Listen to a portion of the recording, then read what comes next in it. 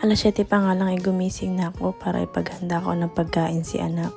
May pasok nga ngayon si anak sa school at ako naman ay wala. Tinapay at gatas nga lang din pala ngayon yung almusal ni anak. Pagkatapos ko nga mag-iyak ng pagkain niya, ibinihisan ko na rin siya muna. Start na nga rin pala si anak sa therapy niya. Halos magdadalawang linggo na nga rin siya nagte-therapy ngayon.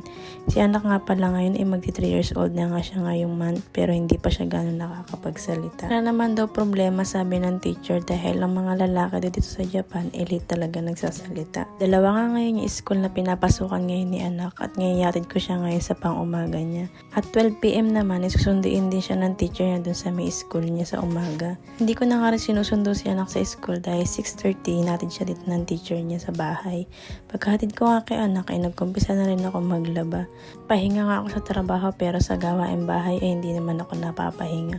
Araw-araw talaga ganito ang gawain ko. Pagkatapos ko nga maglaba ay nagsampay naman ako. Nagdilig na nga rin ako ng mga tanim ko dyan itong talong na to. Parang baog yata itong talong na to. Hindi namungan. Tagal-tagal na. Nag-aapura na nga rin ako magluto ng ulam ni anak dahil nakatulog ako kaya na ng tanghali. 5 PM na nga ako nagising at ang uwi ni anak ay 6:30. Pinagprito ko nga siya ngayon ng mga inasal. Matagal ko na nga rin binarinig yung mga 3 days na. Pagkatapos ko nga magluto, tag-text na rin sa akin yung teacher niya na nandito na rin sila sa baba. Kita mo naman, nakakain na yan, oh. Tsaki naman. Ito nga si anak, pagkatapos niya talagang kumain, nagbubukas talaga siya ng rip. Ito mo na, napakadami niya talaga nakain-kain at gusto pa talaga ng tsaki.